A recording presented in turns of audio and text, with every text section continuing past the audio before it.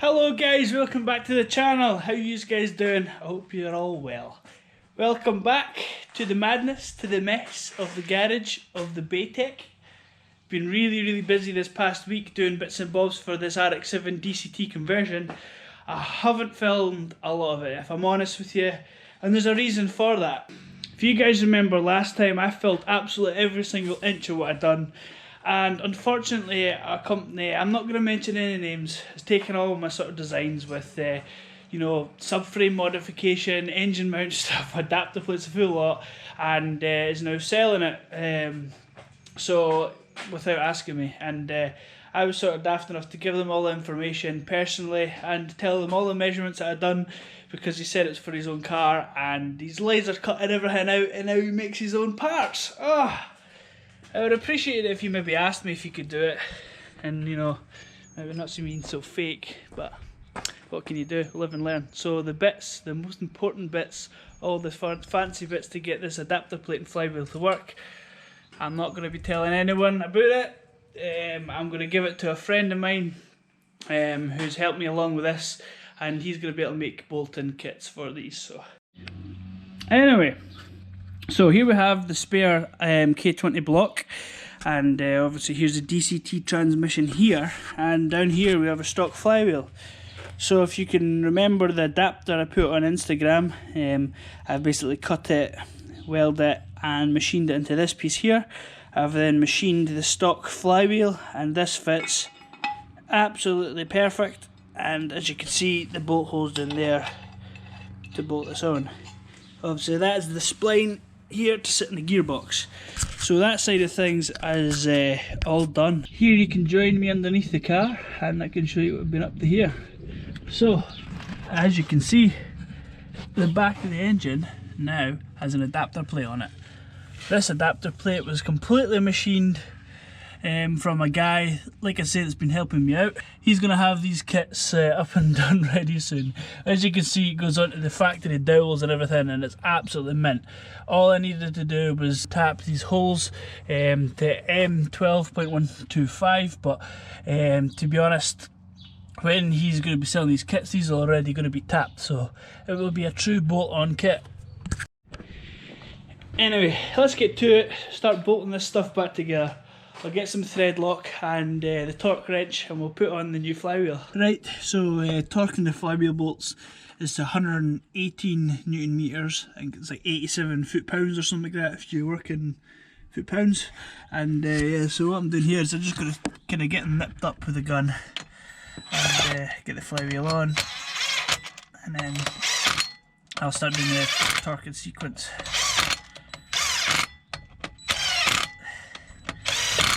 And for thread lock, I'm using this stuff, Delta 55 high strength. So I found that the flywheel was turning, so I've just put a 19mm on that crank bolt there and rested up against the chassis so I can get a little bit more purchase on it.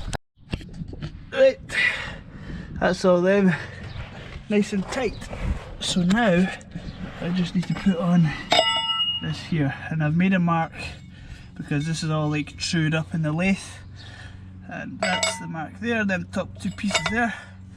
And I'm going to put the bolts in now, and they are going to be torqued to 40 Newton meters.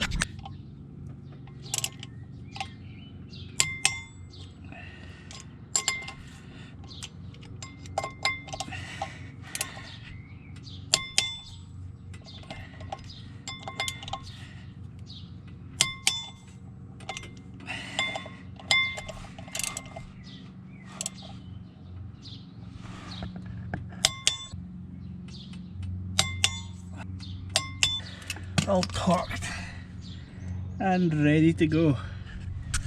Flywheel's on, all torqued up, everything's thread locked, everything looks barry. I'm happy with that. So the next stage is get the engine hoist and wheel it over to the car and lift the whole front end of the car up with the engine hoist. Yeah, a lot of folk are going to think it's sketchy, and I'm honest with you, it is quite sketchy. But at the same time, we need the box in. It's just so tall. It's really tall. I'm just worried about this here. I'm not sure if I can get to this plug when it's in the car.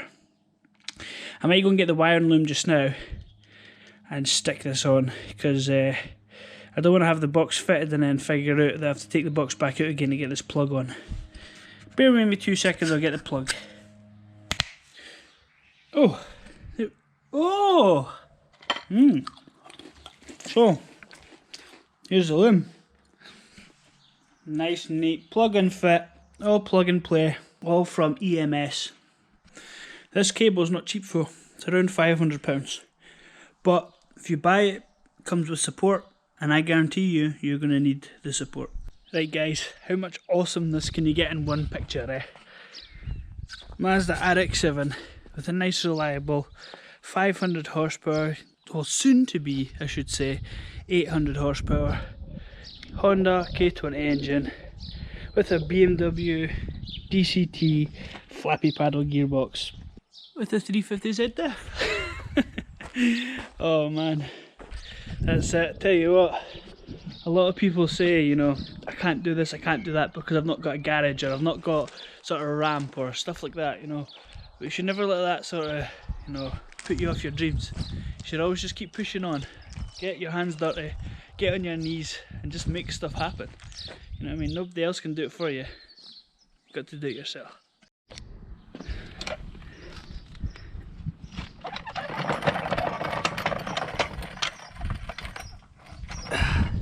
Gonna need 2 hands here. Oh, you fucking bitch.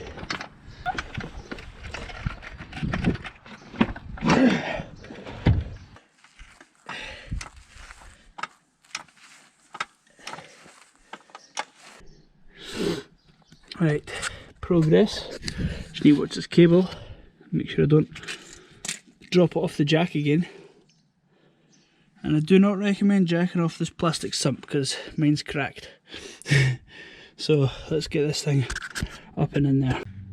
1 bolt in there, 2 there, so now I just need to get a tool. Pull it all together. One of these. It's not usually this sunny in Scotland, to be honest with you. I was preparing for rain.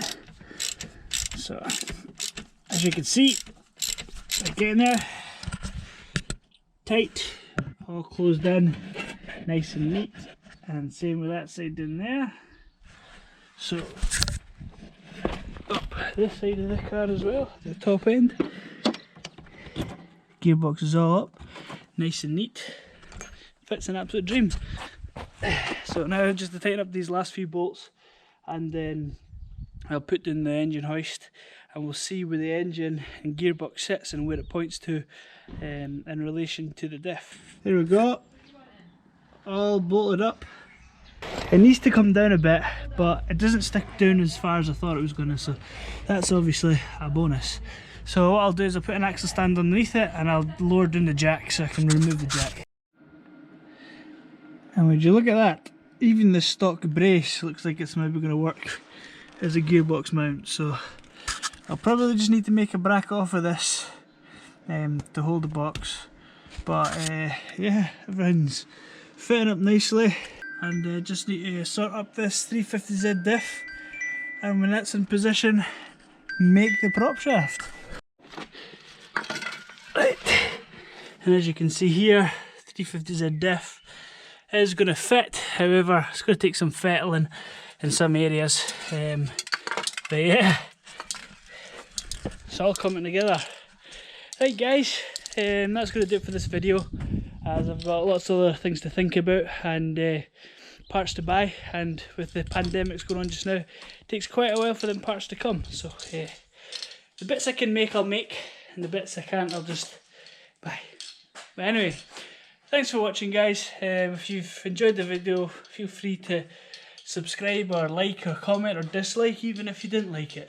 But yeah guys, much love, you take care, and we'll catch you in the next vid. Cheers.